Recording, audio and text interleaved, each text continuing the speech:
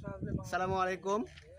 আমরা এসেছি বাংলাদেশ এবং ভারতের শেষ সীমান্তে, মানে এখানে লেখা আছে আন্তর্জাতিক সীমারেখা অতিক্রম করা নিষেধ।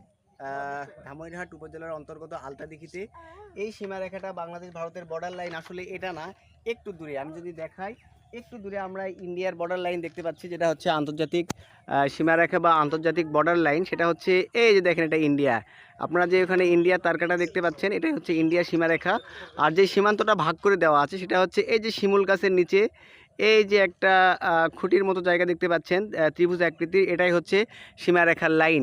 আর এটাকে দূরত্বটা নিশ্চিত করার জন্য কিছু অংশ ফাঁকা থাকে, সেই ফাঁকার শেষ প্রান্তে আমরা ভারতের সীমারেখা দেখতে পাচ্ছি।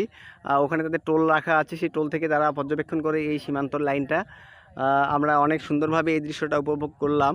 অনেকটা পথ হাঁটলাম, এপাশ থেকে আলতাদিঘির শেষ সীমান্তে আমরা চলে এসেছি। দিঘির শেষ প্রান্তে মানে উত্তর প্রান্তে চলে এসেছি।